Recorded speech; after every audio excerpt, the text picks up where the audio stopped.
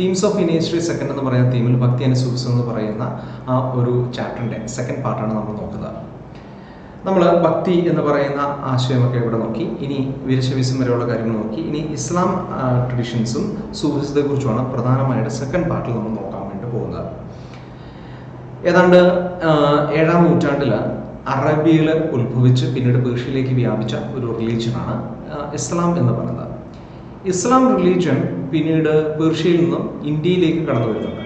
അതിൻ്റെ ഒരു എയർലിസ്റ്റ് ആയിട്ടുള്ള ഒരു റെക്കോർഡ് 8-ാം നൂറ്റാണ്ട് ആദ്യ കാലഘട്ടത്തിൽ AD 711 നമുക്ക് ഖലീഫയുടെ കീഴിലുള്ള ഒരു ജനറലിൻ്റെ ഇൻവേഷനോടുകൂടിയാണ് കാണുന്നത്. മുഹമ്മദ് ബിൻ ഖാസിം എന്ന് പറയുന്ന ഒരു ജനറൽ സിന്ധ് പ്രദേശങ്ങളിലേക്ക് അധിനിവേശം ചെയ്യുകയും അവിടെ ഒരു ഡൊമീനിയൻ സ്ഥാപിക്കുകയും ചെയ്തു. ഇങ്ങനെയാണ് ആദ്യമായിട്ട് ഇസ്ലാമിക് ട്രഡീഷൻ്റെ ഒരു ഇന്ത്യയിലേക്കുള്ള കടന്നുവരവ് വരുന്നത്. പിന്നീട് വെസ്റ്റേൺ കോസ്റ്റിൽ പല സ്ഥലങ്ങളിലും ഈ അറബ്സ് ആയിട്ടുള്ള മെർച്ചൻസ് അവർ കോണ്ടാക്ട് നടത്തുകയും അങ്ങനെ ഇസ്ലാം വലിയ ചെറിയ രീതിയിൽ പ്രചരിക്കുകയൊക്കെ ചെയ്തു. 13-ാം നൂറ്റാണ്ടോട് കൂടി അഫ്ഗാനിസ്ഥാനിലുള്ള തുർക്ക് വിഭാഗത്തിൽപ്പെട്ടവർ ഇന്ത്യയിലേക്ക് കടന്നു കയറുകയും പ്രത്യേകിച്ച് മുഹമ്മദ് ബിൻ ഘോറി എന്ന് പറയുന്ന ഒരു സുൽത്താൻ, അതിനുശേഷം അദ്ദേഹത്തിൻ്റെ കമാൻഡേഴ്സ് ഇന്ത്യക്കുള്ളിൽ ഒരു സുൽത്താനേറ്റ് സ്ഥാപിക്കുകയും ചെയ്തു. അതാണ് പിന്നീട് ഡൽഹി സുൽത്താനേറ്റ് എന്ന് അറിയപ്പെട്ടത്. ഏതാണ്ട് 13-ാം നൂറ്റാണ്ട് തൊട്ട് 16-ാം നൂറ്റാണ്ട് വരെയുള്ള കാലഘട്ടത്തിൽ ഈ സുൽത്താനേറ്റാണ് ഇന്ത്യ ഭരിച്ചിരുന്നത്. ഇന്ത്യ എന്ന് വെച്ചാൽ ഇന്ത്യയുടെ വലിയൊരു ഭാഗവും ഭരിച്ചിരുന്നത്. ഇവിടുന്ന് ഈ വന്ന സുൽത്താനേറ്റിൽ നിന്ന് പലതരത്തിലുള്ള കൊളാട്രൽ ബ്രാഞ്ചസും ഉത്ഭവിക്കുകയുണ്ടായി. നമ്മുടെ വിന്ധ്യ നദീതീരത്തിന് അല്ലെങ്കിൽ വിന്ധ്യ മലനിരകളുടെ തീരത്തിന് അതിന് താഴേക്ക് നമ്മൾ ഏതാണ്ട് കർണാടക ആന്ധ്രയുടെ താഴെ വരെയുള്ള പ്രദേശത്ത് ഈ പലതരത്തിലുള്ള ചെറിയ ചെറിയ സുൽത്താനേറ്റുകൾ സ്ഥാപിക്കപ്പെടുന്നുണ്ട്. ഇവയാണ് ഡെക്കാൻ സുൽത്താനേറ്റുകൾ എന്ന് പറയുന്നത്. ഏതാണ്ട് 16-ാം നൂറ്റാണ്ടോട് കൂടി ഈ ഡൽഹി സുൽത്താനേറ്റും അതുപോലെ തന്നെ ഇന്ത്യയിൽ പല സ്ഥലങ്ങളിലുള്ള പ്രത്യേകിച്ച് ഡൽഹി സുൽത്താനേറ്റ് ഉൾപ്പെടെയുള്ള സുൽത്താനേറ്റുകളും കൂടെ പിടിച്ചെടുത്തുകൊണ്ട് മുഗൾ സാമ്രാജ്യം സ്ഥാപിക്കുകയും ചെയ്തു. ബാബർ എന്ന് പറയുന്ന ഒരു മംഗോളിയൻ പ്രിൻസാണ് ഇത് സ്ഥാപിക്കുന്നത്. ഇവർ ഈ സ്ഥാപിച്ചെടുത്ത സ്ഥലങ്ങളിൽ ആദ്യ കാലഘട്ടത്തിൽ അവിടെ ഉണ്ടായിരുന്ന പ്രധാനപ്പെട്ട വ്യക്തികളെ അല്ലെങ്കിൽ ആ ഒരു കമ്മ്യൂണിറ്റിയെ സിമ്മി എന്ന് വിളിക്കുന്നു. ട്രഡീഷണലായിട്ട് യഹൂദരെയും ക്രിസ്ത്യൻസിനെയാണ് സിമ്മി എന്ന് വിളിക്കുക. റിവീൽഡ് സ്ക്രിപ്റ്റേഴ്സ് അല്ലെങ്കിൽ ഈ ദൈവം ഇങ്ങനെ റെവലേഷൻ പുസ്തകങ്ങളോട് കൊടുത്തിട്ടുള്ള മനുഷ്യർ എന്ന അർത്ഥത്തിൽ പ്രൊട്ടക്റ്റഡ് വൺ എന്നുള്ള അർത്ഥത്തിൽ അവർ വിളിച്ചിരുന്നത്. അപ്പോൾ ഇസ്ലാമിക് ലീഗൽ സിസ്റ്റം അനുസരിച്ചിട്ട് ഈ യഹൂദരെയും ക്രിസ്ത്യൻസിനെയും പ്രൊട്ടക്റ്റ് ചെയ്യാനുള്ള ഒരു ചുമതല അതായത് മുസ്ലിം ഭരണാധികാരികളുണ്ട്. അപ്പോൾ ഇത്തരത്തിൽ പ്രൊട്ടക്റ്റ് ചെയ്യുന്ന ആ ഒരു കമ്മ്യൂണിറ്റീസ് തിരിച്ച് അതിനൊരു പ്രതിഫലമായിട്ടൊരു ടാക്സ് അടയ്ക്കേണ്ടതായിട്ട് വരും. അതിനെയാണ് ജിസിയ എന്ന് പറയുന്നത്. ഇന്ത്യയിലേക്ക് വരുന്ന സമയത്ത് ഇന്ത്യയിൽ യഹൂദരും ക്രിസ്ത്യൻസും ഒരുപാടൊന്നുമില്ല. അതുകൊണ്ട് തന്നെ ഹിന്ദു വിഭാഗത്തിൽപ്പെട്ട പ്രത്യേകിച്ച് അപ്പർ കാസ്റ്റിൽപ്പെട്ട ആൾക്കാരുടെ മുകളിലാണ് ഈ പറയുന്ന ജിസിയ അവർ ഏർപ്പാടാക്കുന്നത്. അവരെ സിമ്മീസ് എന്ന് അവരെ വിളിക്കുകയും ചെയ്തു. ഇനി ഏത് തരത്തിലുള്ള നിയമങ്ങൾ എങ്ങനെയാണ് ഇസ്ലാമിക് റിലീജിയൻ ഉണ്ടാകുന്നത്? പ്രധാനമായിട്ട് ഇസ്ലാമിക് റിലീജിയൻ്റെ ആ ഒരു പരമപ്രധാനമായ പുസ്തകമാണ് ഖുറാൻ കൂടാതെ ഹദീസുകൾ, പിന്നെ അതുകൂടാതെ മറ്റ് ചില ഗ്രന്ഥങ്ങളും ചില ടെക്നിക്സും ഒക്കെ ഉണ്ട്. ഇത് ബേസ് ചെയ്തിട്ടാണ് ഈ നിയമങ്ങൾ ക്രോഡീകരിക്കപ്പെടുന്നത്. ഇതിനെയാണ് ഷെറിയ എന്ന് വിളിക്കുക. ഈ ഷെറിയ നിർമ്മിക്കുന്നതും ക്രോഡീകരിക്കുന്നതൊക്കെ ഉലമ എന്ന് പറയുന്ന ഒരു പണ്ഡിത സംഘമാണ്. അലീം എന്ന് പറയുന്ന ഒരു ഗ്രൂപ്പുണ്ട്. അലീം എന്ന് പറഞ്ഞു കഴിഞ്ഞാൽ പണ്ഡിതനായ ഒരു വ്യക്തിയാണ്. അലീമിൻ്റെ പ്ലൂറലാണ് ഉലമ എന്ന് പറയുന്നത്. ഇവർ റിലീജിയസ് ആയിട്ടുള്ള പല തരത്തിലുള്ള പാണ്ഡിത്യം നേടിയിട്ടുള്ള ആൾക്കാരായിരിക്കും. ഇസ്ലാമിക് ലോയിൽ വലിയ പാണ്ഡിത്യമുള്ള ആൾക്കാരായിരിക്കും. ഷെറിയ എന്ന് പറയുന്ന ലോ ഡിഫൈൻ ചെയ്യുന്നത് ഇവരാണ്. ഖുറാൻ എന്ന് പറയുന്ന ഇവരുടെ സേക്രഡ് സ്ക്രിപ്ചർ പ്രൊഫറ്റ് മുഹമ്മദ് കൊടുത്തു എന്നുള്ളതാണ് ഇവരുടെ വിശ്വാസം. ഈ ഒരു ഖുറാൻ ബേസ് ചെയ്തിട്ടും അതുകൂടാതെ traditions of the prophet Muhammad എന്ന് പറയുന്ന മറ്റൊരു സ്ക്രിപ്ചറും കൂടിയുണ്ട്, ഹാദിസ്. അതായത് ഇദ്ദേഹം പ്രോഫറ്റ് ജീവിച്ചിരുന്ന കാലഘട്ടത്തിലെ അദ്ദേഹത്തിന് സംഭവിച്ചുള്ള കാര്യങ്ങളെ ബേസ് ചെയ്തിട്ട് എഴുതപ്പെട്ട പിൽക്കാലത്തെ റെക്കോർഡ്സാണ് ഈ ഹാദിസ് എന്ന് പറയുന്നത്. അദ്ദേഹത്തിൻ്റെ വാക്കുകളും പ്രവൃത്തികളും ഒക്കെ ഇതിനകത്ത് നമുക്ക് കാണാൻ വേണ്ടി സാധിക്കും. അപ്പോൾ ഇത്തരത്തിലുള്ള ഒരു നിയമവ്യവസ്ഥ ഈ എവിടെയൊക്കെ ഇസ്ലാമിക് റൂള് വരുന്നോ അവിടെയെല്ലാം നടപ്പിലാക്കുന്ന ഒരു പാരമ്പര്യമുണ്ട്. ഡൽഹി സുൽത്താനേറ്റ് എന്ന് പറയുന്നത് ഒരു ഇസ്ലാമിക് സ്റ്റേറ്റ് ആയിരുന്നു. അപ്പോൾ ഇസ്ലാമിക് ആയിട്ടുള്ള ശരിയ എന്ന് പറയുന്നത് കാര്യമായിട്ട് ഇവിടെ ഒരു ലീഗൽ സിസ്റ്റമായിട്ട് വർക്ക് ചെയ്തു എന്ന് നമുക്ക് കാണാൻ വേണ്ടി കഴിയും. ഇനി എന്താണ് ശരിയ എന്ന് നോക്കാം. ശരിയ എന്ന് പറയുന്നത് മുസ്ലിം കമ്മ്യൂണിറ്റിയുടെ ഗവേണിങ്ങിന് വേണ്ടിയിട്ടുള്ള ലീഗലായിട്ടുള്ള ഒരു എന്താണ് പറയുന്ന ഒരു ഫ്രെയിം വർക്കാണ്. ഖുറാൻ, ഹാദിസ് തുടങ്ങുന്ന 2 സ്ക്രിപ്റ്റേഴ്സ് ബേസ് ചെയ്തിട്ടാണ് ഇത് നിർമ്മിച്ചിരിക്കുന്നത്. അപ്പോൾ ഇതിൽ നമ്മൾ ഈ നോൺ മുസ്ലിം കമ്മ്യൂണിറ്റീസിൻ്റെ മുകളിലാണ് ഭരണം നടത്തുന്നതെങ്കിൽ ഈ ഖുറാൻ ആൻഡ് ഹദീസ് കൂടാതെ തന്നെ ഖിയാസ് എന്നും ഇജ്മ എന്ന് പറയുന്ന 2 ആശയങ്ങളും കൂടെ ഈ ഭരണത്തിന് വേണ്ടി ഉപയോഗിക്കാറുണ്ട്. ഖിയാസ് എന്ന് പറയുന്നത് റീസണിങ് ബൈ അനലോജി ആണെങ്കിൽ, ഇജ്മ എന്ന് പറയുന്നത് കമ്മ്യൂണിറ്റിയുടെ കൺസൈൻസിനെ ബേസ് ചെയ്തിട്ടുള്ള ഒരു ഒരു നടപടികൾ അല്ലെങ്കിൽ തീരുമാനങ്ങളാണ്. അപ്പോൾ ചുരുക്കം പറഞ്ഞു കഴിഞ്ഞാൽ ഖുറാൻ, ഹദീസ്, ഖിയാസ്, ഇജ്മ ഈ 4 കാര്യങ്ങൾ ചേർന്നിട്ടാണ് ഇന്ത്യയിൽ ശരിയ എന്ന് പറയുന്ന ഒരു ലോ പലപ്പോഴും റൂളേഴ്സ് നടപ്പിലാക്കിയിരുന്നത്. ഈ ഖിയാസ് ആൻഡ് ഇജ്മ എന്ന് പറയുമ്പോഴത്തേക്ക് അത് കുറച്ചും കൂടെ ഈ രാജാവിന് കുറച്ചും കൂടെ സ്വാതന്ത്ര്യ ഇൻ്റർപ്രിട്ടേഷൻസിൽ കൊടുക്കുന്നുണ്ട്. എന്നാൽ നമ്മൾ ഈ ഒരു ഫ്രെയിം വർക്കൊക്കെ ആണെങ്കിൽ കൂടി റൂളേഴ്സ് വളരെയധികം ഫ്ലെക്സിബിൾ ആണെന്നും അവർക്ക് കാര്യമായിട്ട് പല റൂളേഴ്സും കാര്യമായിട്ട് കൃത്യമായിട്ടുള്ള ലീഗൽ ഫ്രെയിം വർക്കിൽ ഇവരെയൊക്കെ ഈ പറയുന്ന സാധാരണക്കാരായിട്ടുള്ള ആൾക്കാരെ ഭരിച്ചിരുന്നില്ലെന്ന് നമുക്ക് കാണാൻ വേണ്ടി കഴിയും. ഈ മുഗൾ സാമ്രാജ്യം എന്ന് പറയുന്നത് പ്രോപ്പറായിട്ടുള്ള ഒരു ഇസ്ലാമിക് സ്റ്റേറ്റ് തിയറിയിലല്ല വർക്ക് ചെയ്തത്. പക്ഷേ ബേസിക്കലി നോക്കുകയാണെങ്കിൽ ഇസ്ലാമിക് ആയിട്ടുള്ള ഇൻഫ്ലുവൻസ് അവിടെ ഉണ്ട്.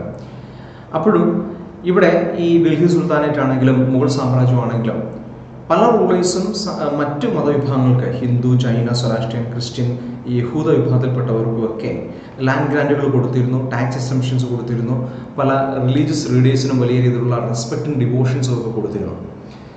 നമുക്ക് ഔറംഗസേബിൻ്റെയും അക്ബറിൻ്റെയും കാലഘട്ടത്തിൽ ഇത്തരത്തിലുള്ള ഗ്രാൻറ്റുകൾ നോൺ മുസ്ലിമായിട്ടുള്ള കമ്മ്യൂണിറ്റീസിന് കൊടുത്തിരുന്നതായിട്ടുള്ളതിൻ്റെ തെളിവുകൾ കിട്ടിയിട്ടുണ്ട്.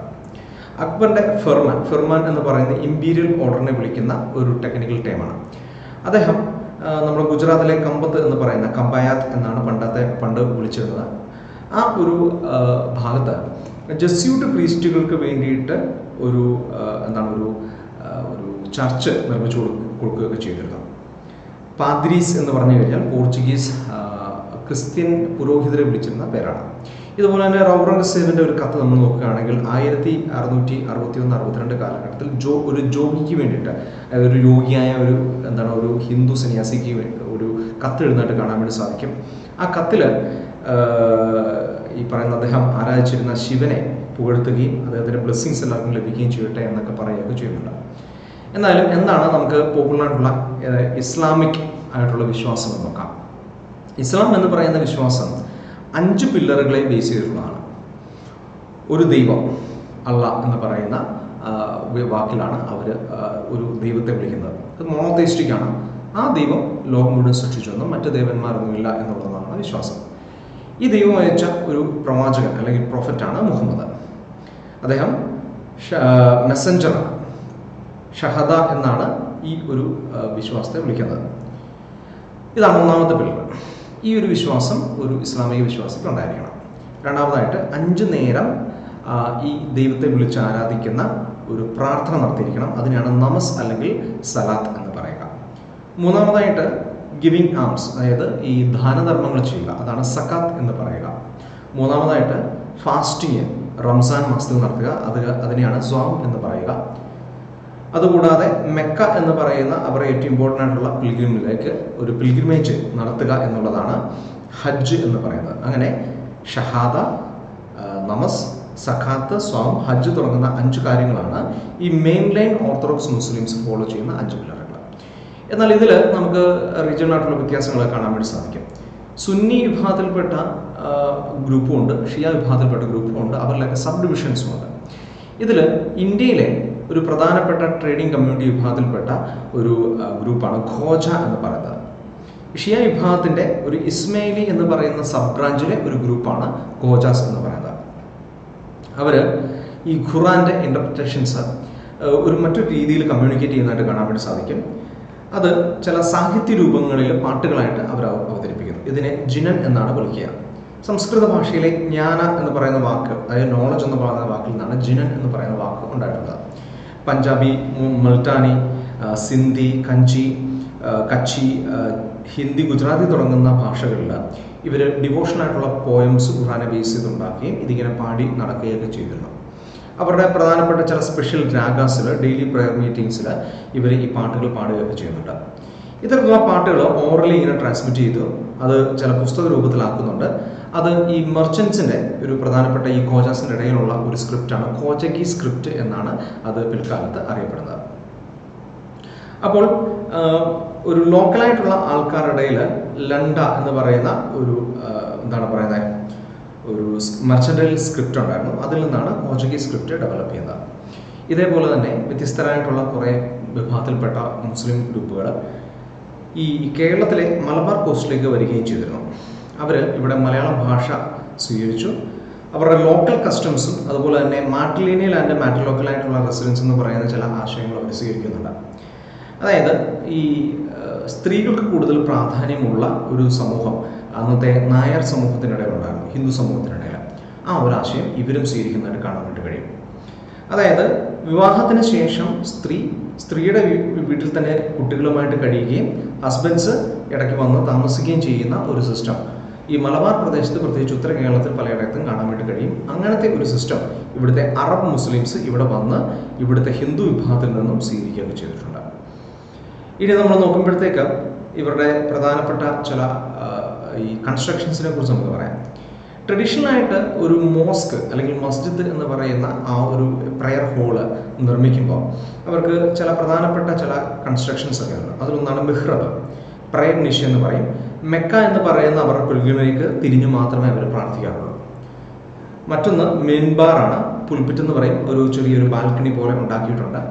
ഈ ഇതിന് നേതൃത്വം കൊടുക്കുന്ന പുരോഹിതന് അവിടെ നിന്നിട്ട് ഇവർക്ക് സന്ദേശങ്ങളൊക്കെ കൊടുക്കാനുള്ള ഒരു സ്ഥലമാണ് മിൻബാർ എന്ന് പറയുന്നത്. ഈ കേരളത്തിൽ ഈ മുസ്ലിം ഗ്രൂപ്പുകൾ മെർച്ചൻസിനായിട്ട് ഇവിടെ വന്ന് ഇങ്ങനെ ഈ ഒരു ലോക്കൽ കമ്മ്യൂണിറ്റിയുമായിട്ട് മിങ്കിൾ ചെയ്ത് മുന്നോട്ട് പോയിട്ട് ഏതാണ്ട് 13ാം നൂറ്റാണ്ടൊക്കെ ആയപ്പോഴത്തേക്ക് അവർ ഇവിടെ പലതരത്തിലുള്ള മോസ്കുകളൊക്കെ ഇങ്ങനെ പണിയുന്നുണ്ട്.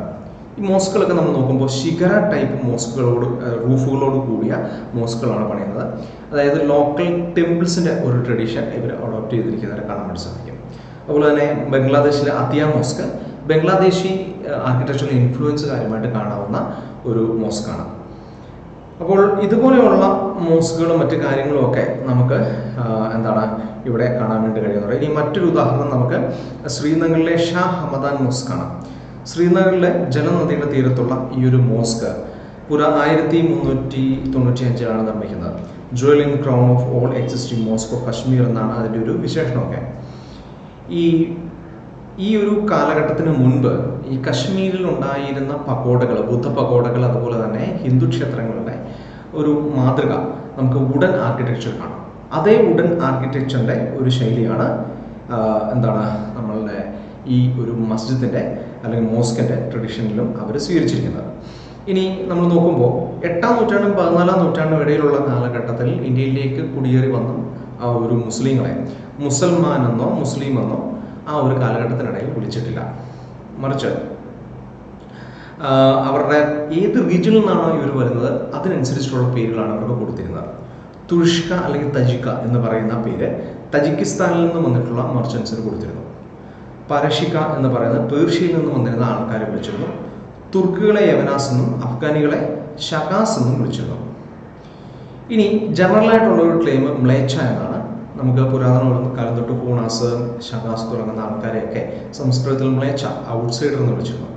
അപ്പോൾ ഇന്ത്യയിലേക്ക് കയറി വന്ന സംസ്കൃതം സംസാരിക്കാത്ത ഈ ഒരു ട്രഡീഷൻ്റെ ഭാഗമല്ലാത്ത ഒരു ഗ്രൂപ്പിനെ മ്ലേച്ഛ എന്നാണ് വിളിച്ചിരുന്നത്. അപ്പോൾ നമ്മൾ നോക്കുമ്പോഴത്തേക്ക് ഈ ഏർലി സെഞ്ച്വറീസിൽ തന്നെ നമ്മളുടെ ഈ ഇസ്ലാമിക് റിലീജിയനിൽ ഉള്ളിൽ തന്നെ ചില മാറ്റങ്ങളൊക്കെ വരുന്നതായിട്ട് കാണാൻ വേണ്ടി കഴിയുന്നുണ്ട്. ഈ വളരെ സുഖലോലുപരായിട്ട് ജീവിച്ചിരുന്ന പേർഷ്യയിലെ മുസ്ലിം രാജാക്കന്മാർ, അതുപോലെ തന്നെ അത്തരത്തിലുള്ള റിലീജിയസ് നേതൃത്വത്തിനെതിരായിട്ട് സൂഫികൾ എന്ന് പറയുന്ന ഒരു group of ascetic and mystic group അവർ പ്രൊട്ടസ്റ്റ് ചെയ്യുകയും അവർ ഈ മെറ്റീരിയലിസ്റ്റ് ആയിട്ടുള്ള ഖലീഫേറ്റിൻ്റെ ആ ഒരു കൾച്ചറിനെതിരായിട്ട് അവർ പുതിയൊരു തരത്തിലുള്ള റിലീജിയസ് ആൻഡ് പൊളിറ്റിക്കൽ ഇൻസ്റ്റിറ്റ്യൂഷൻ അവർ മുന്നോട്ട് വയ്ക്കുകയും ചെയ്തു. അപ്പോൾ ഡോഗ്മാറ്റിക് ആയിട്ട് എല്ലാത്തിനെയും കൃത്യമായിട്ട് ശരിയാ വെച്ചിട്ട് അളന്നു തൂക്കിയുള്ള ആ ഒരു റിലീജിയനെ ഇവർ അംഗീകരിക്കുന്നില്ല. അതുപോലെ തന്നെ ഈ നമ്മളുടെ നമ്മുടെ തിയോളജിയൻസ്, അതായത് ഉലമ മുന്നോട്ട് വയ്ക്കുന്ന ഖുറാന്റെയും സുന്നയുടെയും ഒരു ഇന്റർപ്രിട്ടേഷനെ ഇവർ അംഗീകരിക്കുന്നില്ല. ഖുറാൻ എന്താ നമുക്കറിയാം. സുന്ന എന്ന് പറയുന്നത് ദ ട്രഡീഷൻസ് ഓഫ് പ്രോഫറ്റ് എന്നാണ്. പ്രോഫറ്റ് മുഹമ്മദിന്റെ ഹദീസുകളിൽ കാണുന്ന അദ്ദേഹത്തിന്റെ ജീവിത ശൈലിയാണ് സുന്ന എന്ന് വിളിക്കുന്നത്. ഇതനുസരിച്ചിട്ടാണ് ഒരു മുസ്ലിം തന്റെ ജീവിതം മുന്നോട്ട് നയിക്കേണ്ടതെന്നാണ് വിശ്വാസം. ഇത് പ്രത്യേകിച്ച് ഈ സുന്നി വിഭാഗത്തിൽപ്പെട്ടവർ മുന്നോട്ട് വയ്ക്കുന്ന ഉലമയുടെ ഈ ആശയങ്ങളൊന്നും സൂഫികൾ സ്വീകരിക്കുന്നില്ല. നമ്മൾ നോക്കുമ്പോഴത്തേക്ക് ഇവർ കൂടുതലായിട്ട് എംഫസൈസ് ചെയ്തിരുന്നത് മോക്ഷം എന്ന് പറയുന്ന ആശയം, അതായത് സാൽവേഷനെ ബേസ് ചെയ്തിട്ടാണ്. അപ്പോൾ ദൈവത്തിൻ്റെ ഒരു ലവ്, ഒരു സ്നേഹത്തെ പ്രചരിപ്പിക്കുക എന്നുള്ളതാണ് ഇവരുടെ പ്രധാനപ്പെട്ട ഒരു ആശയം. അപ്പോൾ ഈ പ്രോഫറ്റ് മുഹമ്മദിനെ ഇവർ കാണുന്നത് ഒരു പെർഫെക്റ്റ് ഹ്യൂമൻ ബീയിങ് ആണ്.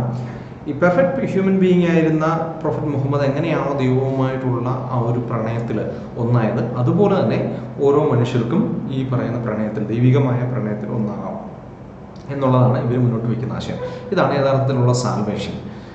അപ്പോൾ അവർ പേഴ്സണൽ എക്സ്പീരിയൻസിലാണ് ഖുറാനെ റീഇൻ്റർപ്രറ്റ് ചെയ്യുന്നത് എന്നുള്ളത് നമ്മൾ പ്രത്യേകം ഒന്ന് ശ്രദ്ധിക്കണം.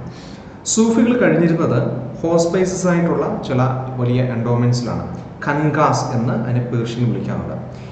ഇവിടെ ഒരു മാസ്റ്ററായിട്ടുള്ള ഒരു സൂഫി ഉണ്ടാകും. അദ്ദേഹത്തെ ഷെയ്ഖ് എന്ന് അറബിയിലും പിർ അല്ലെങ്കിൽ മുർഷിദ് എന്ന് പേർഷ്യനിലും വിളിക്കും. ഇദ്ദേഹത്തിന് കുറച്ച് ഡിസൈബിൾസ് ഉണ്ടാകും. മുറിദ് എന്നാണ് ഈ സ്റ്റുഡൻസിനെ വിളിക്കുന്നത്. ഈ കാലഘട്ടത്തിൽ അദ്ദേഹം മരിക്കാറാകുന്ന സമയത്തിന് മുമ്പായിട്ട് അദ്ദേഹത്തിന് പ്രിയപ്പെട്ട ശിഷ്യന്മാരിൽ ഒരാളെ അദ്ദേഹം അടുത്ത ഖലീഫയായിട്ട്, അതായത് സക്സസറായിട്ട് നിയമിക്കുന്ന ഒരു രീതിയും കൂടിയുണ്ട്. സൂഫികൾ ഈ കൻകകളിൽ താമസിക്കുന്നവരിങ്ങനെ ഖലീഫ, അടുത്ത ഖലീഫ, അങ്ങനെ ഒരു ലൈനേജ് അവർക്കുണ്ട്. ഈ ലൈനേജിനെ ഗുരുശിഷ്യ പരമ്പരയുടെ ഈ ഒരു അൺബ്രോക്കൺ ആയിട്ടുള്ള സ്പിരിച്വൽ ജൈനോളജിയാണ് സിൽസിലാസ് എന്ന് വിളിക്കുന്നത്. ഏതാണ്ട് 12-ാം നൂറ്റാണ്ടോട് കൂടി ഇത്തരത്തിലുള്ള chain of the masters and teachers നമുക്ക് കാണാൻ വേണ്ടി സാധിക്കും. അപ്പോൾ പ്രോഫറ്റ് മുഹമ്മദിൽ നിന്ന് തുടങ്ങുന്ന ആ ഒരു ലൈനേജ് പിന്നീട് പല ഈ പറയുന്ന സിൽസിലകളായിട്ട് മാറി, ഓരോ ബ്രാഞ്ചുകളായിട്ട് മാറി. അങ്ങനെ ദ ബ്രാഞ്ച് ഓഫ് സിൽസില എന്നുള്ള അർത്ഥത്തിലാണ്, ബ്രാഞ്ച് ഓഫ് സൂഫിസം എന്നുള്ള അർത്ഥത്തിലാണ് സിൽസില എന്ന് പറയുന്ന വാക്ക് നമ്മൾ ഉപയോഗിക്കുന്നത്. അതിനായിട്ട് 12ഓളം സിൽസിലകളുണ്ട്. ഇന്ത്യയിൽ ഏറ്റവും പ്രധാനമായിട്ട് 4-5 സിൽസിലകളാണ് വർക്ക് ചെയ്തിരുന്നത്. ഇനി ചില സ്പെഷ്യൽ റിച്വലുകൾ നമ്മുടെ കൻകയിൽ കാണാൻ വേണ്ടി സാധിക്കും. ഒരു ഈ കൻകയിൽ ഒരു സൂഫിയുടെ ഒരു ശിഷ്യനാകാൻ ആഗ്രഹിക്കുന്ന വ്യക്തി ഒരു പ്രതിജ്ഞ നടത്തി അലിജിയൻസ് അദ്ദേഹം പ്രഖ്യാപിച്ചതിന് ശേഷം അദ്ദേഹത്തിൻ്റെ ഹെഡ് നല്ല രീതിയിൽ വടിച്ച് ഷേവ് ചെയ്ത് ഒരു പാച്ചഡ് ഗാർമെൻസും ഇട്ടിട്ടാണ് ഈ ഖൻകയിൽ അംഗമായിട്ട് മാറുന്നത്. ഇനി സൂഫി എന്ന് പറയുന്ന വാക്ക് എവിടുന്ന് വന്നു എന്നുള്ള കാര്യത്തിൽ നമുക്ക് പല തർക്കങ്ങളുണ്ട്. ഇതൊരു ഇംഗ്ലീഷ് വാക്കാണ്. 19-ാം നൂറ്റാണ്ടിലാണ് അവർ ഉപയോഗിക്കുന്നത്. തസാവുഫ് എന്നാണ് യഥാർത്ഥത്തിൽ ഇസ്ലാമിക് ടെക്സ്റ്റുകൾ സൂഫിസത്തെ വിളിക്കുന്ന പേര്. അപ്പോൾ ഇവർക്ക് ചില തിയറീസ് ഉണ്ട്. സൂഫ് എന്ന് പറഞ്ഞു കഴിഞ്ഞാൽ വൂൾ, അതായത് പഴയ സന്യാസിമാർ ധരിച്ചിരുന്ന വൂളൻ ക്ലോത്തിനെ വിളിച്ചിരുന്ന പേരാണ്. അതുകൊണ്ട് അതിനെ സൂഫി എന്ന് വിളിക്കുന്നു എന്നുള്ള ഒരു ആശയമുണ്ട്. ഇനി സഫ എന്ന് പറഞ്ഞു കഴിഞ്ഞാൽ പ്യൂരിറ്റിയെ ഉദ്ദേശിക്കുന്ന ഒരു പേരാണ്. അതിൽ നിന്നാണ് അങ്ങനെ ഒരു പേര് ഉണ്ടായത് എന്നുള്ളൊരു ആശയം കൂടി അവിടെ ഉണ്ട്. ഇനി അതേപോലെ തന്നെ സുഫ എന്ന് പറയുന്നത് പ്രോഫറ്റ് മുഹമ്മദ് അദ്ദേഹത്തിൻ്റെ മോസ്കിൻ്റെ മുന്നിൽ നിന്ന് അനുയായികളെ അഭിസംബോധന ചെയ്തിരുന്ന ഒരു പ്രധാനപ്പെട്ട ഒരു സ്ഥലമാണ്. അതുകൊണ്ട് അതിനെ സൂഫി എന്ന് വിളിക്കുന്നു. ഇങ്ങനെയൊക്കെയുള്ള പല തിയറീസ് ഉണ്ട്. അതായത് നമുക്ക് വ്യക്തമായ അറിവില്ല. എന്തായാലും നമ്മൾ നോക്കുമ്പോഴത്തേക്ക് ഈ സൂഫി ലൈനേജ് സിൽസിലകൾ എന്ന് പറയുന്നത് അതിൻ്റെ ഫൗണ്ടിങ് മെമ്പേഴ്സിൻ്റെ പേരിലാണ് അറിയപ്പെടുന്നത്. ഉദാഹരണത്തിന് ഖദിരി ഓർഡർ എന്ന് പറയുന്നത് ഷെയ്ഖ് അബ്ദുൽ ഖദിർ ജിലാനിയുടെ പേരിൽ നിന്നാണ് അത് ആ ഒരു പേര് കിട്ടുന്നത്. അതുപോലെ തന്നെ ചിഷ്ടി എന്നുള്ള പേര്, ചിഷ്ടി എന്ന് പറയുന്ന ഒരു സെൻട്രൽ അഫ്ഗാനിസ്ഥാൻ ഒരു ഒരു ഒരു ഗ്രാമമാണ്. അവിടെ ഉണ്ടായിരുന്ന ഒരു സൂഫി സൈനിൽ നിന്നാണ് അങ്ങനെ ഒരു പേര് നമുക്ക് ലഭിക്കുന്നത്. ഇനി ഇവരുടെ സൂഫികളുടെ ഒരു പ്രധാനപ്പെട്ട ഒരു ചിന്താഗതി, ഈ സെയിൻസ് ആയിട്ടുള്ള ഈ സൂഫികൾ മരിക്കുമ്പോൾ അവർ ദൈവവുമായിട്ട് പൂർണ്ണ വിലയം പ്രാപിക്കുകയും അവർ ദൈവവുമായിട്ട് ഒന്നാവുകയും ചെയ്യും. അപ്പോൾ അതുകൊണ്ട് ദൈവത്തെ ആരാധിക്കാൻ വേണ്ടിയിട്ട് ഈ സൂഫികളെ ഒരു മീഡിയേറ്റേഴ്സായിട്ട് ഉപയോഗിക്കാൻ വേണ്ടി കഴിയും. അങ്ങനെ ദൈവത്തിനുള്ള അനുഗ്രഹങ്ങൾ അവർക്ക് ഈ പറയുന്ന മനുഷ്യർക്ക് തരാൻ വേണ്ടിയിട്ട് അവർക്ക് കഴിയും. മെറ്റീരിയലും സ്പിരിച്വലുമായിട്ടുള്ള ബെനിഫിറ്റ്സിന് വേണ്ടിയിട്ട് ഇത്തരത്തിൽ ഷെയ്ഖ് അല്ലെങ്കിൽ സൂഫികളെ അവർ എന്ത് ചെയ്തിരുന്നു, ഒരു മീഡിയേറ്റേഴ്സായിട്ട് അവർ റെഫർ ചെയ്തിരുന്നു. ഇത്തരത്തിലുള്ള സൂഫി സെയിൻസിനെയാണ് വലി എന്ന് പറയും. അതായത് ഔലിയ എന്ന് പറഞ്ഞ സെയിന്റ് എന്നാണ് അർത്ഥം. ഔലിയയുടെ ഒരു പ്ലൂറലാണ് വലി എന്ന് പറയുന്നത്. സോ അള്ളാഹുമായിട്ട് ഏറ്റവും അടുത്ത് നിൽക്കുന്ന ആള് എന്നുള്ള അർത്ഥത്തിൽ ദൈവത്തിൻ്റെ ഗ്രേസ് ബറാക്കത്ത് എന്ന് പറയും. അതോടൊപ്പം തന്നെ ദൈവത്തിൻ്റെ ഗ്രേസ് ഉള്ളത് കൊണ്ട് ചില മിറാക്കിൾസ് ഒക്കെ കാണാൻ വേണ്ടി സാധിക്കും. അതിനെയാണ് കറാമത്ത് എന്ന് പറയുക. അപ്പോൾ ഇങ്ങനെ ഒരു ചിന്താഗതിയും കൂടെ നമുക്ക് ഇവരുടെ ഒരു വിശ്വാസത്തിൽ കാണാൻ വേണ്ടി കഴിയും. ഇത്തരത്തിൽ മരിക്കുന്ന ഒരു സൂഫിക്ക് വേണ്ടിയിട്ട് ഷെയ്ഖിന് ഒരു വലിയ ടൂമ്പ് നിർമ്മിക്കും. ദർഗ എന്നാണ് അതിനെ വിളിക്കുന്നത്. പേർഷ്യൻ ഭാഷയിൽ ദർഗ എന്ന് പറഞ്ഞു കഴിഞ്ഞാൽ കോട്ട് എന്നാണ് അർത്ഥം. ഇവിടെ എല്ലാ വർഷവും ദർഗയിലേക്ക് സിയാറത്ത് എന്ന് പറയുന്ന ഒരു തീർത്ഥാടന യാത്ര നടത്താറുണ്ട്. സിയാറത്ത് എന്ന് വെച്ച് കഴിഞ്ഞാൽ ഈ സൂഫി മരിച്ച ദിവസമാണ്, അതായത് ദൈവവുമായിട്ട് വിലയം പ്രാപിച്ച ദിവസം എന്നുള്ള അർത്ഥത്തിലാണ് അങ്ങനെ പറയുന്നത്. ഇത് ഒരു വർഷത്തിലൊരിക്കലുള്ള ഒരു ഉത്സവമാണ്. അതിനെ ഉറുസ് എന്ന് പറയും. അതായത് ഡെത്ത് ആനിവേഴ്സറിയാണ്. അപ്പോൾ ദൈവവുമായിട്ട് വിലയം പ്രാപിച്ച് ഒന്നായ ആ ഒരു ദിവസത്തെ ഇവർ വലിയ രീതിയിൽ ആഘോഷിക്കുകയാണ് ചെയ്യുന്നത്. ഇനി നമ്മൾ നോക്കുമ്പോഴത്തേക്ക് നമ്മൾ ഈ ചില ഈ സൂഫികളുടെ ഇടയിൽ ചില വ്യത്യാസങ്ങളൊക്കെ ചിന്തകളിലൊക്കെ വരുന്നുണ്ട്. കുറച്ചും കൂടെ റാഡിക്കലായിട്ടുള്ള ഇൻ്റർപ്രിറ്റേഷൻസ് സൂഫിസത്തിൽ വരുന്നുണ്ട്. ഇവർ വലിയ രീതിയിൽ ഈ തപസ്സും അതുപോലെ തന്നെ ഈ ബ്രഹ്മചര്യമൊക്കെ അനുഷ്ഠിക്കുന്ന രീതിയിലേക്ക് വരികയും പലപ്പോഴും എക്സ്ട്രീം ഫോം ഓഫ് അസറ്റിസത്തിലേക്ക് പോയിക്കൊണ്ട് സാധാരണ മുസ്ലിങ്ങൾ അനുഷ്ഠിച്ചിരുന്ന റിച്വൽസും മറ്റു കാര്യങ്ങളും നോയമ്പ് ഉൾപ്പെടെയുള്ള കാര്യങ്ങളും അവർ തള്ളിക്കളയുകയും ചെയ്യുന്നതായിട്ട് നമുക്ക് കാണാൻ വേണ്ടി കഴിയുന്നുണ്ട്. കലന്തർ, മദരി, മലക്, ഹരിദാരി തുടങ്ങുന്ന ആൾക്കാരാണ് ഇത്തരത്തിലുള്ള ചില പ്രധാനപ്പെട്ട ഈ സൂഫികൾ. ഇവരെ പൊതുവെ ബഷാര എന്ന് വിളിക്കും. ബഷാര അല്ലെങ്കിൽ ബഷറിയ എന്ന് പറഞ്ഞു കഴിഞ്ഞാൽ ഷെറിയ അനുസരിക്കാത്തവർ എന്നുള്ളതാണ് അർത്ഥം. ഇനി ബഷാര അതായത് റിജക്റ്റ് എന്ന് പറയുന്നു. ബഷാരിയ അല്ലെങ്കിൽ ബഷാര എന്ന് പറഞ്ഞു കഴിഞ്ഞാൽ ഷെറിയ അനുസരിച്ച് ജീവിക്കുന്നവരാണ്. അവർ 5 നേരത്തെ നമസ്കാരങ്ങൾ, ഉപവാസ പ്രാർത്ഥനകൾ ഇതൊക്കെ അവർ ചെയ്യും. അതോടൊപ്പം തന്നെ സൂഫികളായിട്ട് മുന്നോട്ട് പോവുകയും ചെയ്യുന്നുണ്ട്. ഇതാണ് ബാഷറിയും ബേഷറിയ സൂഫികൾ എന്ന് പറയുന്നത്. ഇനി ഈ ചിഷ്ടി എന്ന് പറയുന്ന ഗ്രൂപ്പാണ് ഇന്ത്യയിലെ ഏറ്റവും ഇൻഫ്ലുവൻസറായിട്ട് നമുക്ക് കാണാൻ കഴിയുന്ന സൂഫി വിഭാഗത്തിൽപ്പെട്ട ആൾക്കാർ. ഇവർ ലോക്കൽ എൻവയോൺമെൻറ്റുമായിട്ട് കൂടുതലായിട്ട് മിങ്കിൾ ചെയ്യുകയും അവർ ഇന്ത്യൻ ഡിവോഷണൽ ട്രഡീഷൻസിൽ വലിയ രീതിയിലുള്ള സംഭാവനകൾ കൊടുക്കുകയും ചെയ്തു. നമുക്ക് 14-ാം നൂറ്റാണ്ടിൽ ഷെയ്ഖ് നിസാമുദ്ദീൻ ചിഷ്ടിയുടെ ഹോസ്പൈസിനെ കുറിച്ചൊക്കെയുള്ള കുറച്ച് ഡീറ്റെയിൽസ് നമുക്ക് NCERT കാണാൻ വേണ്ടി കഴിയും.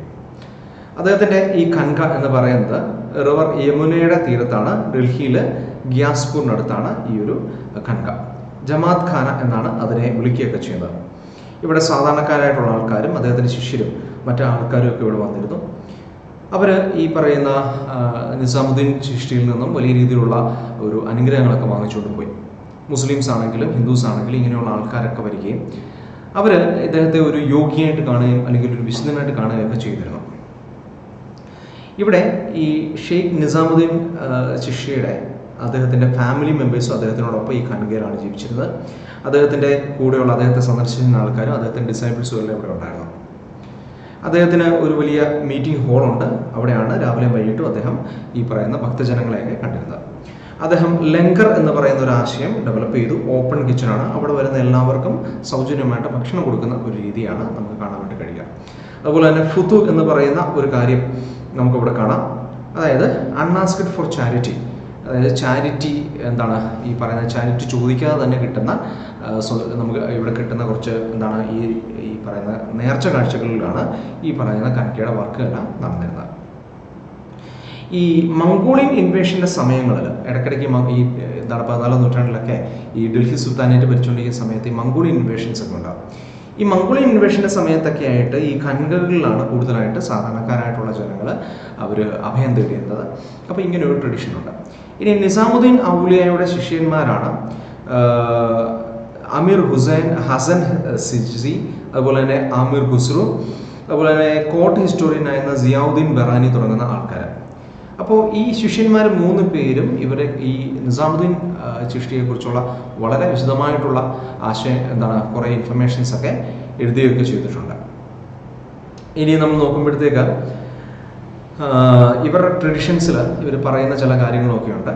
അതിൽ പ്രധാനമായിട്ട് ഈ വിസിറ്റേഴ്സിന് വെള്ളം കൊടുത്തിരുന്നു. അതുപോലെ തന്നെ ഇവിടെ വന്നിരുന്ന ഈ പറയാൻ ചേരാൻ വന്നിരുന്ന കൺകളിൽ ചേരുന്ന ആ ഒരു ഇൻമേറ്റ്സിന് അവർ ഷേവ് ചെയ്തിരുന്നു. അതുപോലെ തന്നെ സൂഫീസ് അവർ യോഗിക് പ്രാക്ടീസസ് ചെയ്തിരുന്നു എന്നൊക്കെയുള്ള ഇൻഫർമേഷൻസും നമുക്ക് കാണാൻ വേണ്ടി കഴിയുന്നുണ്ട്. ഇനി നമുക്ക് മറ്റൊരു പ്രധാനപ്പെട്ട ഒരു സൂഫി സെയിൻ്റാണ് 11ാം നൂറ്റാണ്ടിൽ ജീവിച്ചിരുന്ന അബുൽ ഹസൻ അൽ ഹുജ്വരി. അദ്ദേഹം അഫ്ഗാനിസ്ഥാനിലെ ഗസ്നി എന്ന് പറയുന്ന സ്ഥലത്ത് ഹുജ്വാർ എന്ന് പറയുന്ന ഒരു സ്ഥലത്ത് നിന്ന് വന്നതാണ്. അദ്ദേഹം സിന്ധു നദി കടന്നിട്ട് തുർക്കിഷ് ആർമിയോടൊപ്പം ഇന്ത്യയിലേക്ക് വരികയും ലാഹോറിൽ സെറ്റ് ചെയ്യുകയും ചെയ്തു. അദ്ദേഹം പേർഷ്യൻ ഭാഷയിൽ ഒരു പുസ്തകം എഴുതി. അതാണ് കശ്ഫുൽ മുഹജൂബ് എന്ന് പറയുന്ന പുസ്തകം. അൺവീലിംഗ് ഓഫ് ദ വീൽഡ്, അതായത് മറയ്ക്കപ്പെട്ടതിനെ മറന്നേക്കുക എന്നുള്ള അർത്ഥം. എന്താണ് സൂഫിസം എന്ന് വളരെ വ്യക്തമായിട്ട് ഇന്ത്യയിൽ വെളിപ്പെടുത്തുന്ന ഒരു പ്രാഥമികമായിട്ടുള്ള ഒരു വർക്കാണ് കശ്ഫുൽ മഹജൂബ് എന്ന് പറയുന്നത്. ഇതിനെ ബേസ് ചെയ്തിട്ടാണ് ഇന്ത്യയിലെ സൂഫിസം ഡെവലപ്പ് ചെയ്യുന്നത്. അങ്ങനെ തസാവുഫ് സൂഫിസത്തിൻ്റെ ഒരു കോർ ഐഡിയ അതിൽ ഡെവലപ്പ് ചെയ്യുന്നുണ്ട്. അദ്ദേഹത്തിൻ്റെ ദർഗ ലാഹോറിലാണ് സ്ഥിതി ചെയ്യുന്നത്. ഇവിടെ സുൽത്താൻ മഹ്മൂദ് ഓഫ് ഗസ്നിയുടെ ഗ്രാൻഡ് സൺ ഇവിടെ ഒരു വലിയ ടൂംബ് നിർമ്മിക്കുന്നുണ്ട്. ഈ ഹുജ്വേരിയെ ദണ്ഡഗഞ്ച് Bakhsh, the giver of bestows treasure, അല്ലെങ്കിൽ ലക്ഷക്കണക്കിന് രൂപ സംഭാവന കൊടുക്കുന്ന ആളെന്നാണ് വിളിക്കുന്നത്. കാരണം അദ്ദേഹം പാവങ്ങളോട് വളരെയധികം സഹാനുഭൂതിയുള്ള വ്യക്തിയായിരുന്നു. അതുകൊണ്ട് തന്നെ ഒരുപാട് ദാനധർമ്മങ്ങൾ ചെയ്തിരുന്നു. ഇനി അദ്ദേഹത്തിൻ്റെ ആ ഒരു മൊസോളിയത്തെയാണ് നമ്മൾ ദണ്ഡ ദർബാർ അല്ലെങ്കിൽ കോർട്ട് ഓഫ് ദ ഗിവർ എന്ന് വിളിക്കുകയൊക്കെ ചെയ്യുന്നത്. അത് ഇപ്പോൾ ലാഹോറിലാണ്. ഇനി നമുക്ക് ഷെയ്ഖ് നിസാമുദ്ദീൻ്റെ കാര്യം പറയുമ്പോഴത്തേക്ക് അദ്ദേഹം ഒരുപാട് ചിഷ്ടി സെയിൻസിനെ അപ്പോയിന്റ് ചെയ്യുന്നതായിട്ട് നമുക്ക് കാണാൻ വേണ്ടി സാധിക്കും. ഇത്തരത്തിൽ ഇന്ത്യയിലെ പല ഭാഗത്തും ചിഷ്ടികളുടെ ഒരു ആശയം കാര്യമായിട്ട് പ്രചരിക്കുകയൊക്കെ ചെയ്തിട്ടുണ്ട്. അപ്പോൾ മറ്റ് ചിഷ്ടി വിഭാഗത്തിൽപ്പെട്ടതിനേക്കാൾ, മറ്റ് സൂഫി വിഭാഗത്തിൽപ്പെട്ടതിനേക്കാൾ കൂടുതൽ ഒരു പ്രാധാന്യം ഈ ചിഷ്ടികൾക്ക് ലഭിക്കുന്നുണ്ട്. ഏറ്റവും പ്രധാനപ്പെട്ട 5 ചിഷ്ടി സെയിൻസ്: ഖാജ മൊയിനുദ്ദീൻ ചിഷ്ടി, ഖുത്ബുദ്ദീൻ ബഖ്തിയാർ കാക്കി, ഫരീദുദ്ദീൻ ഗൻഷകർ, ഷെയ്ഖ് നിസാമുദ്ദീൻ ഔലിയ, ഷെയ്ഖ് ബർഹുദ്ദീൻ ഗരീബ് തുടങ്ങുന്നവരാണ്. ഖ്വാജ മൊയിനുദ്ദീനെ Gharib Nawaz, the comforter of poor, അതായത് സാധാരണക്കാരായിട്ടുള്ള ദരിദ്രരോട് സഹാനുഭൂതിയുള്ള വ്യക്തി എന്നാണ് വിശേഷിപ്പിച്ചിരുന്നത്. ഇനി നമുക്ക് പ്രധാനപ്പെട്ട ചിഷ്ടി സിൽസിലകളുടെ ടീച്ചേഴ്സിനെ നോക്കാം. ഷെയ്ഖ് മൊയിനുദ്ദീൻ സിൽസി, അദ്ദേഹത്തിൻ്റെ ദർഗ അജ്മീറിലാണ്, രാജസ്ഥാനിൽ 1235 മരിച്ചു. ഖ്വാജ ഖുത്ബുദ്ദീൻ ബഖ്തിയാർ കാക്കി 1235 മരിച്ചു. ഡൽഹിയിലാണ് അദ്ദേഹത്തിൻ്റെ ദർഗ. ഷെയ്ഖ് ഫരീദുദ്ദീൻ ഗഞ്ച് ഷഹർ 1265 മരിച്ചു. പാകിസ്ഥാനിലെ അജോധനിലാണ് അദ്ദേഹത്തിൻ്റെ ദർഗ. ഷെയ്ഖ് നിസാമുദ്ദീൻ ഔലിയ 1325 മരിച്ചു. ഡൽഹിയിലാണ് അദ്ദേഹത്തിൻ്റെ ഒരു ദർഗ വരുന്നത്. ഷെയ്ഖ് നസറുദ്ദീൻ ചിറഖി ഡൽഹി 1356 മരിച്ചു. ഡൽഹിയിലാണ് അദ്ദേഹത്തിൻ്റെ ദർഗ വരുന്നത്. അപ്പോൾ ഈ കാര്യങ്ങളും കൂടെയൊക്കെ നമ്മൾ നോക്കിയിരിക്കേണ്ടതായിട്ടുണ്ട്. ഇനി നമ്മൾ നോക്കുമ്പോഴത്തേക്ക് ഇന്ത്യയിൽ ഈ ദർഗകളുടെയും ഈ ഒരു സൂഫി ആശയങ്ങളുടെയൊക്കെ ഒരു പ്രധാനപ്പെട്ട ഒരു ഡെവലപ്മെൻറ്റ് മുഹമ്മദ് ബിൻ തുഗ്ലക്കിൻ്റെ കാലഘട്ടത്തോടു കൂടിയാണ് സ്റ്റാർട്ട് ചെയ്യുന്നത് കാണാൻ വേണ്ടി കഴിയുന്നത്. ഇവിടെ ഖ്വാജ മൊയിനുദ്ദീൻ്റെ ദർഗയിലേക്ക് പലപ്പോഴും ഈ മുഹമ്മദ് ബിൻ തുഗ്ലക്ക് വിസിറ്റ് ചെയ്ത് പ്രാർത്ഥിക്കുകയൊക്കെ ചെയ്തിട്ടുണ്ടായിരുന്നു. അങ്ങനെ 15ാം നൂറ്റാണ്ടിൽ സുൽത്താൻ ഗിയാസുദ്ദീൻ ഖൽജിയുടെ കാലഘട്ടത്തിൽ തന്നെ ഒരു ടൂംബ് ഹൗസ് ദർഗ അവിടെ പണിയുന്നുണ്ട്. അതിനുശേഷം നമ്മൾ നോക്കുമ്പോഴത്തേക്ക് ഈ ഒരു ടൂംബ് എന്ന് പറയുന്നത് ഡൽഹിയുടെയും ഗുജറാത്തിൻ്റെയും ഇടയിലുള്ള ഒരു ഇമ്പോർട്ടൻ്റ് ആയിട്ടുള്ള ട്രേഡ് റൂട്ടിന് നടക്കുകയാണ്. അതുകൊണ്ട് തന്നെ ഒരുപാട് ട്രാവലേഴ്സ് ആ ഭാഗത്തോടെ പോകും. അവർ ഈ പറയുന്ന ഖ്വാജ മൊയിനുദ്ദീൻ്റെ ദർഗയിലേക്ക് വരികയും അവിടെ നേർച്ച കാഴ്ചകളൊക്കെ അർപ്പിക്കുകയും ചെയ്തിരുന്നു. പിൽക്കാലത്ത് നമ്മളുടെ 16ാം നൂറ്റാണ്ടിൻ്റെ പകുതിക്ക് ശേഷം അക്ബർ മുഗൾ ചക്രവർത്തിയായിട്ടിരിക്കുന്ന സമയത്ത് അദ്ദേഹം 14 തവണയോളം വളരെ ഒരു റോയലായിട്ടുള്ള ഒരു വിസിറ്റ് നടത്തുന്നുണ്ട്. അദ്ദേഹം 1580 വരെ ഇത്തരത്തിൽ അവിടെ വിസിറ്റ് ചെയ്യുന്നുണ്ട്. 1568 ഒരു ഹ്യൂജ് കാൽഡ്രോൺ അതിൻ്റെ മുകളിൽ ഈ പറയുന്ന ദർഗയ്ക്ക് അടുത്തായിട്ട് അദ്ദേഹം പിൽഗ്രിംസിന് വേണ്ടിയിട്ട് ഫുഡ് നിർമ്മിക്കാൻ വേണ്ടി കൊടുക്കുന്നുണ്ട്. ദഗ് എന്നാണ് അതിനെ വിളിക്കുന്നത്. അതുപോലെ തന്നെ ഒരു വലിയ മോസ്കും ഈ ദർഗയുടെ ഭാഗമായിട്ട് പണിയുന്നതായിട്ട് നമുക്ക് കാണാൻ വേണ്ടി കഴിയും. ഇനി ജഹാംഗീർ അജ്മീറിലേക്ക് യാത്ര ചെയ്യുന്നതായിട്ട് നമുക്ക് കാണാൻ വേണ്ടി കഴിയുന്നുണ്ട്. ഇത് മനോഹർ എന്ന് പറയുന്ന അദ്ദേഹത്തിൻ്റെ കാലഘട്ടത്തിൽ ഒരു പെയിൻറ്റർ 1615 ഒരു ചിത്രം വരയ്ക്കുകയും ചെയ്തിട്ടുണ്ട്. ജഹനാര ബീഗം എന്ന് പറയുന്ന ഒരു പ്രസിദ്ധയായിട്ടുള്ള ഒരു മുഗൾ പ്രിൻസസ് ഉണ്ട്. ഷാജഹാന്റെ മകളാണ് ജഹനാര. ഷെയ്ഖ് മൊയിനുദ്ദീൻ ചിഷ്ടിയുടെ ഒരു ബയോഗ്രഫി മുനിസ് അൽ അർവ എന്ന് പറയുന്ന പേരിൽ, ദ കോൺഫിഡൻറ്റ് ഓഫ് സ്പിരിറ്റ്സ് എന്ന് പറയുന്ന പേരിൽ ഈ ജഹനാര ബീഗം എഴുതുകയും ചെയ്യുന്നുണ്ട്. ഫക്കീറ എന്ന് പറയുന്ന ഒരു പേരിലാണ് ജഹനാര അറിയപ്പെടുന്നത്. ഹംബിൾ സോൾ എന്നാണ് അതിൻ്റെ അർത്ഥമൊക്കെ. ഇനി ഇത് സൂഫികളെയൊക്കെ പൊതുവായിട്ട് വിളിക്കുന്നതാണ്. ജഹനാര ഒരു പ്രധാനപ്പെട്ട ഒരു സൂഫി ഫോളോവറൊക്കെ ആയിരുന്നു. അതുപോലെ തന്നെ നമ്മൾ ഇവരുടെ സൂഫികളുടെ ഒരു ആരാധനാ രീതിയെക്കുറിച്ചും കൂടെ നമുക്കൊന്ന് നോക്കാം. ഇവർ അള്ള അല്ലെങ്കിൽ ദൈവം എന്ന് പറയുന്ന അവരുടെ ദൈവത്തെ, അവരുടെ ഈ ദൈവത്തിൻ്റെ പേരുകൾ, ഡിവൈൻ നെയിംസ് ഇങ്ങനെ ഉച്ചരിക്കുന്ന ഒരു രീതിയിലാണ് ആരാധന നടത്തിയിരുന്നത്. ഇതിനെയാണ് സിഖർ എന്ന് പറയുന്നത്. പലപ്പോഴും നമുക്ക് മെയിൻ ലൈൻ നമ്മളുടെ ഈ പറയുന്ന ഒരു ഇസ്ലാമിക് ട്രഡീഷനിൽ നിന്ന് വ്യത്യസ്തമായിട്ടുള്ള ഒരു ആരാധനാ രീതിയാണ് ഇവർ കൊണ്ടുപോയിരുന്നത് കാണാൻ വേണ്ടി കഴിയും.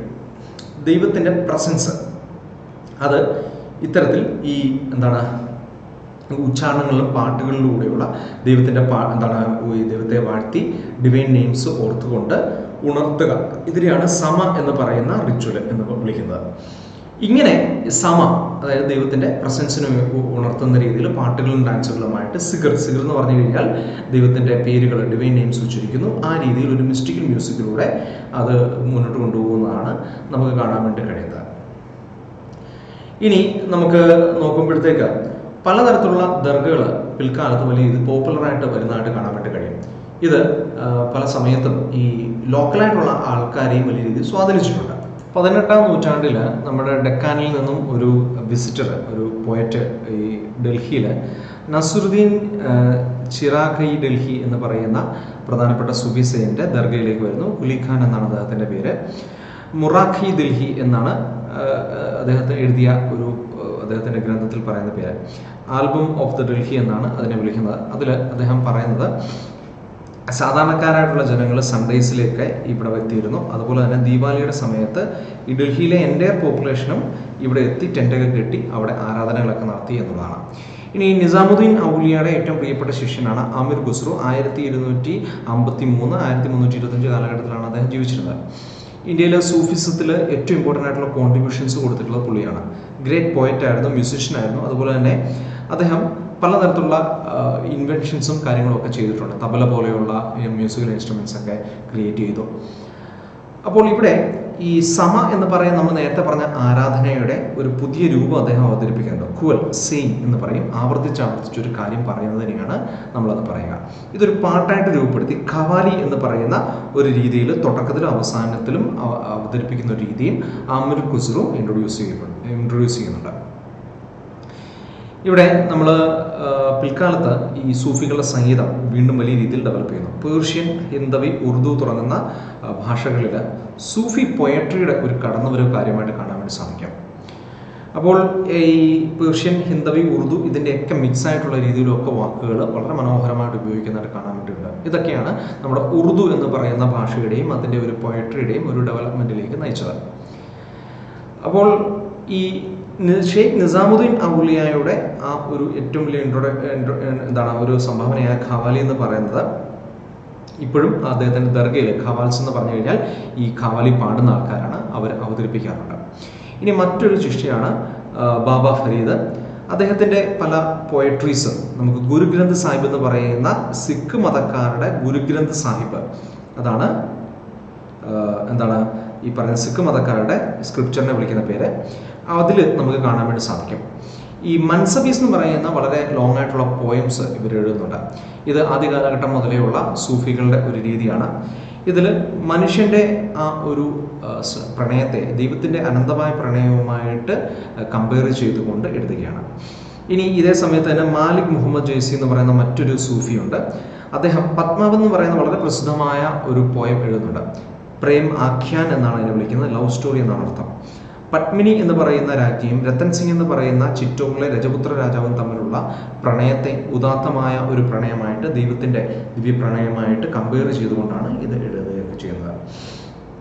സോ ഇത് ഇങ്ങനെയുള്ള പോയട്രീസൊക്കെ ഇവർ ഈ സമ ഉള്ള സമയത്തും അതുപോലെ തന്നെ ഇവർ ഖൻഗകളിലുമൊക്കെ ഇങ്ങനെ പാടുകയും അത് ആസ്വദിക്കുകയൊക്കെ ചെയ്തിരുന്നു.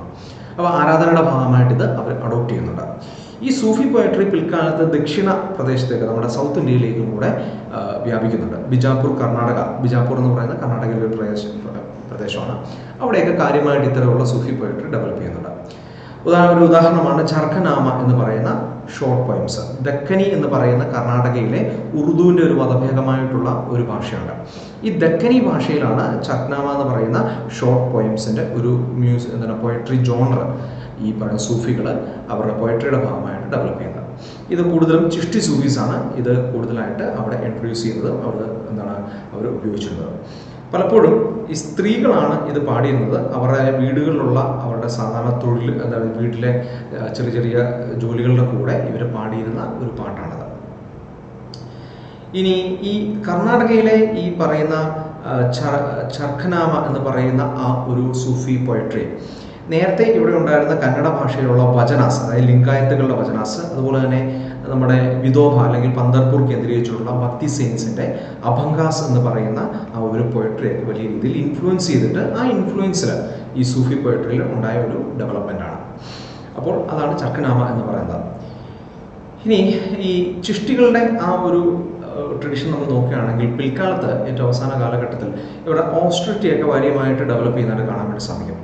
ചിഷ്ടികൾ മൊത്തത്തിൽ അവർ ഈ പറയുന്ന വേൾഡി ആയിട്ടുള്ള പവറിൽ നിന്ന് അകന്നാണ് ജീവിച്ചിരുന്നത്. പ്രത്യേകിച്ച് ഈ സുൽത്താൻമാർ, രാജാക്കന്മാരുടെ അധികാരത്തിൽ നിന്നും സുഗലോലുപതയിൽ നിന്നൊക്കെ അകന്ന് ഒരു താമസ രീതിയിലാണ് അവർ പലപ്പോഴും ജീവിച്ചിരുന്നത്. പക്ഷേ അവരിൽ നിന്ന് ലഭിച്ചിരുന്ന ഗ്രാൻറ്റുകളും മറ്റു ഡൊണേഷൻസും അവർ സ്വീകരിച്ചിരുന്നു. അത് അവരുടെ ഈ കൺകകളുടെ പ്രവർത്തനത്തിന് വേണ്ടിയിട്ട് ചാരിറ്റികൾക്ക് വേണ്ടിയിട്ടുമാണ് നടത്തിയിരുന്നത്. ഇങ്ങനെ അവർ നടത്തിയിരുന്ന ചാരിറ്റി ട്രസ്റ്റുകളെയാണ് ഔഖഫ് എന്ന് വിളിക്കുക. അതുപോലെ തന്നെ സുൽത്താൻ ഹോസ്പേസും മറ്റുമൊക്കെ നടത്തിയിരുന്നു. അതുപോലെ തന്നെ ടാക്സ് എക്സംപ്റ്റ് ചെയ്തിട്ട് ഇനാം എന്ന് പറയുന്ന രീതിയിൽ ഈ സൂഫികൾക്ക് വേണ്ടിയിട്ട് പ്രത്യേക ലാൻഡ് അവർ കൊടുക്കുകയും ചെയ്തിരുന്നു. ഇതുകൂടാതെ ക്യാഷായിട്ടും കൈൻഡായിട്ടുമുള്ള ആ ഒരു ഒരു ദാനധർമ്മങ്ങളൊക്കെ അവർ സ്വീകരിക്കുകയാണ് ചെയ്തത്. തുർക്കികൾ ഈ ഡൽഹി സുൽത്താനായിട്ട് സ്ഥാപിച്ചതിന് ശേഷം ഇവർ വലിയ രീതിയിൽ സൂഫിസത്തെ സപ്പോർട്ട് ചെയ്യുന്നുണ്ട്. അതിന് പ്രധാനപ്പെട്ട ഒരു കാരണം ഉലമ എന്ന് പറയുന്ന ഈ ഓർത്തഡോക്സ് സുന്നി പണ്ഡിത സംഘമുണ്ട്.